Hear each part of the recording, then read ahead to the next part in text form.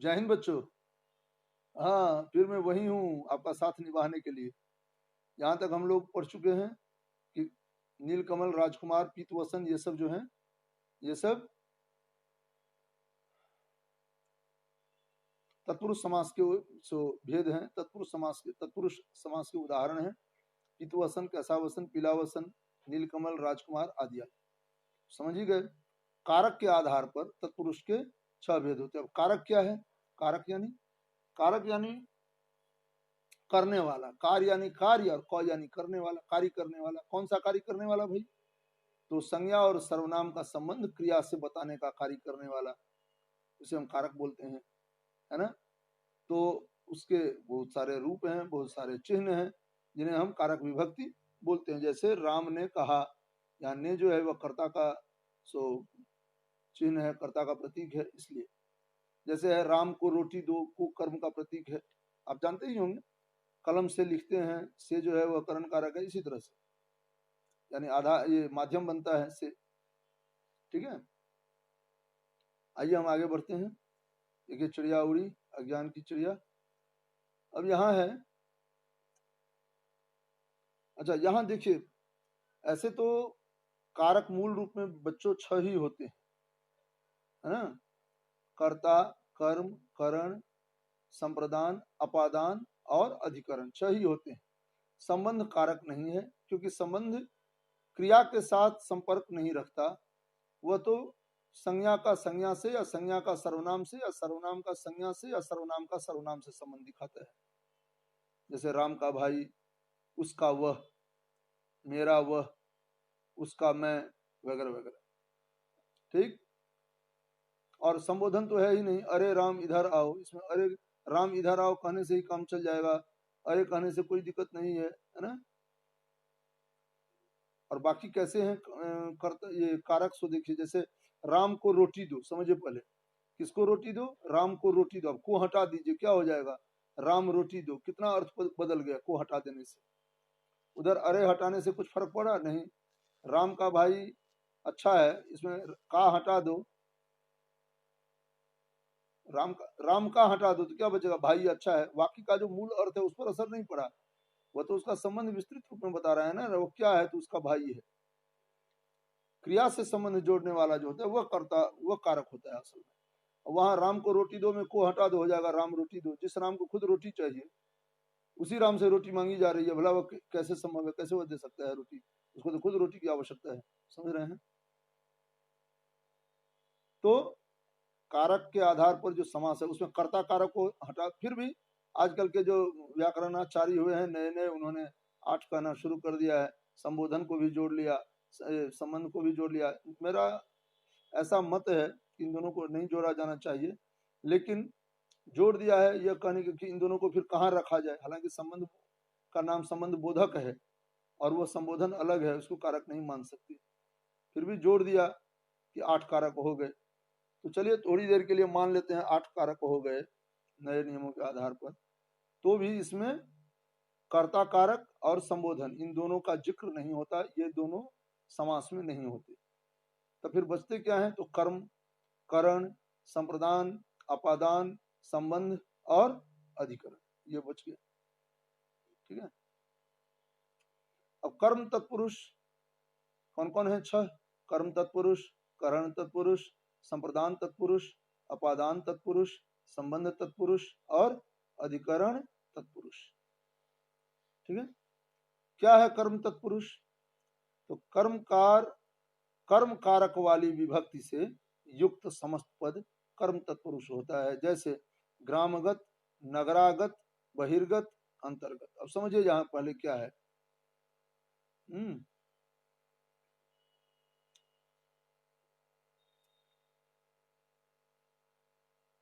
ऐसा तत्पुरुष सामासिक पद, यानी वह समास, तत्पुरुष का वह रूप, तत्पुरुष समास का वह रूप। आप जानते हैं तत्पुरुष का मतलब क्या होता है? तत्पुरुष मतलब जिसका पहला दूसरा जो है पद वह प्रधान हो, है ना। तो वह सामासिक पद जिसका दूसरा पद प्रधान हो, यानी वह तत्पुरुष समस्त पद या सामासिक पद जिसमें कर्म कारक की विभक्ति हो। कर्म का मतलब क्या होता है? को, जिस पर क्रिया का फल पड़े वही कर्म है। तो वह को लगाकर जो है सो हम सब अभिव्यक्त करते हैं, वही उसका विभक्ति रूप है, वही उसका चिन्ह है, वही उसका परसर्ग है। जो बोलिए, तो कर्म कारक वाली विभक्ति से युक्त। अब आपको ऐसे समस्त पद चुनने होंगे, ध्यान लगाना होगा, थोड़ा देखना होगा। जैसे है समस्त पद, जो कर्म कारक वाली विभक्ति से युक्त समस्त पद कर्म तत्पुरुष होता है। जैसे ग्रामगत। अच्छा, ग्रामगत जो है इसका क्या होगा हिंदी में अर्थ जानते हैं? ग्राम यानी गांव, गत यानी गया हुआ। तो जगह से पहले को लगता है, याद रखिएगा। गांव किसी भी जगह से पहले हो, छिपा हुआ रहता है, लिखा नहीं जाता, वह गांव को जाता है, लेकिन जब समझाने की आवश्यकता होती है तो को कहा जाता है। ग्रामगत, गांव को गया हुआ। गांव को या को छिपा हुआ है तो को कर्म कारक का रूप है, तो ग्रामगत कर्म समास, कर्म तत्पुरुष हो गया। क्या हो गया? ऐसा तत्पुरुष जिसमें कर्म कारक की विभक्ति हो, कर्म तत्पुरुष है ग्रामगत। नगरागत, नगर यानी शहर, आगत यानी आया हुआ, ग्रामगत यानी जो गांव गांव को गया हुआ हो या जो गांव गया हुआ हो। नगरागत जो नगर को आया हुआ हो, यानी जो नगर आया हुआ हो।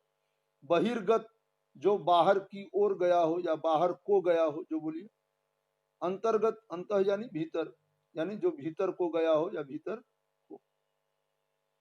ये सारी बातें मैं समझता हूँ बात समझ में आ रही होगी। चलिए,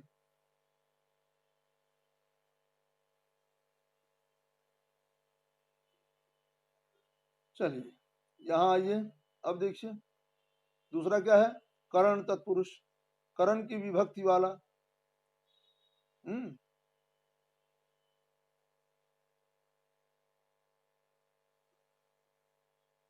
तो इसको यहाँ रख कर देता हूँ, फिलहाल यहाँ रखा जा सकता है। हाँ, करण तत्पुरुष। अब करण की क्या? करण की विभक्ति वाला, पूरा नहीं लिखा मैंने वाक्य, क्या लिखा? करण की विभक्ति वाला समस्त पद। ये समस्त पद नहीं लिखा, करण की विभक्ति वाला समस्त पद। जैसे बुद्धि युक्त। अच्छा, बुद्धि युक्त में क्या है? क्या छिपा हुआ है? से है ना? है ना? से नहीं है, से तो है, देखिए ना।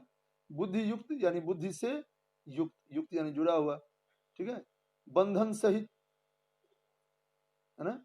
तो बंधन सहित में तो है ही, उसी के साथ साथ इसमें तो सहित खुद ही बोल रहा है चिल्ला चिल्ला कर कि करण है। बंधन सहित, साथ साथ। गुण सिक्त, गुण सिक्त का मतलब होता है भींगा हुआ, गुण से भींगा हुआ, है ना? तो गुण से भींगा हुआ, तो जहां भी करण है आज। ठीक है, समझ में आ रही है बात? कोई परेशानी हो वीडियो को देख लीजिएगा, क्योंकि उसमें तो मैं बार बार आपको बोलता हुआ नजर आऊंगा, आप देख सकते हैं, बार बार उसे सुन सकते हैं, समझ सकते हैं। यही तो है वीडियो की खासियत। संप्रदान तत्पुरुष। अब संप्रदान का मतलब क्या होता है? संप्रदान का मतलब होता है किसी को यदि दिया जाए कुछ, किसी के लिए, किसी की खातिर। ठीक, तो क्या है? संप्रदान की विभक्ति वाला। जैसे पाठशाला यानी पाठ के लिए शाला। अब यहाँ देखिए एक बात आपको मैं बताऊं,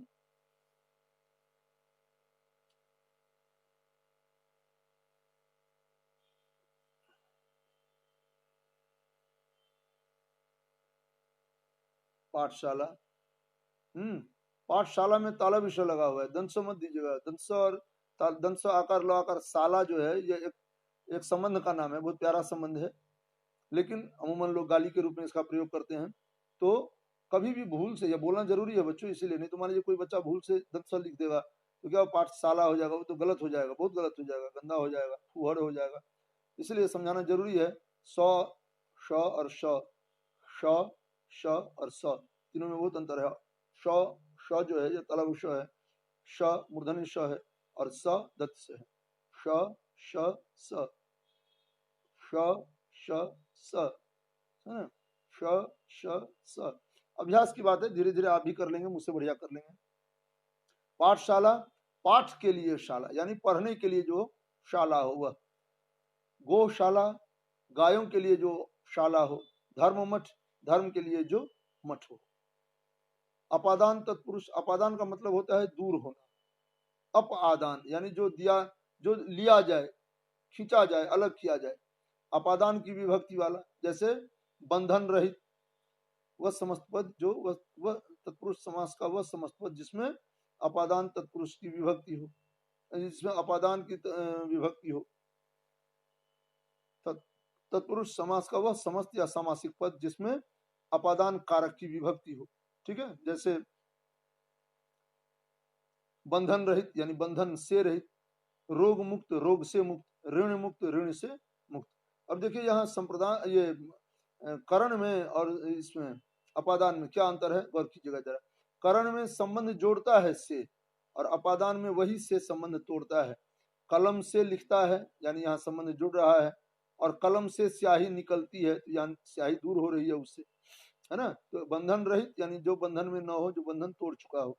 रोग मुक्त जो रोग से मुक्त हो, ऋण मुक्त जो ऋण से मुक्त हो। संबंध तत्पुरुष क्या है, संबंध की विभक्ति वाला यानी काके की रारेरी नानेनी वाला।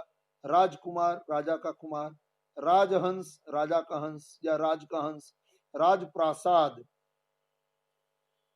ये प्रासाद क्या है, प्रसाद तो मतलब होता है जो ईश्वर को चढ़ाया जाए, जो जो जो जो जो ईश्वर को चढ़ाया जाए वह प्रसाद है। प्रासाद में पौरसंयुक्त आकार लगा दिया, हो गया राजमहल। देखिए कितना अर्थ, प्रसाद प्रासाद। लोग बोलेंगे क्या एक आकार लगा दिया तो क्या हुआ, अरे आकार लगाकर आपने चौपट कर दिया, आपने प्रसाद को प्रासाद और प्रसाद को प्रसाद कर दिया। राजप्रासाद यानी राजा का महल, प्रासाद यानी महल। अधिकरण तत्पुरुष, अधिकरण यानी अधिकार वाला, अधिकरण की विभक्ति वाला।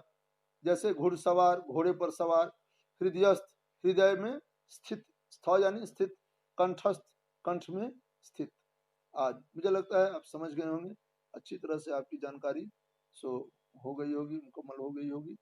फिर शेष बातें इसमें अभी बहुत कुछ बचा हुआ है, मुझे लगता है एक सप्ताह तो और लगेगा ही इसमें। ठीक है, ये 3 वीडियो बन गए, बाकी और 3 वीडियो अगले सप्ताह बनेंगे। तब तक के लिए राम राम, जय हिंद, जय भारत, खुश रहें। और छठ मैया की महापूजा की बहुत बहुत शुभकामनाएं, आशीर्वाद और बधाइयां, मंगल कामनाएं। धन्यवाद।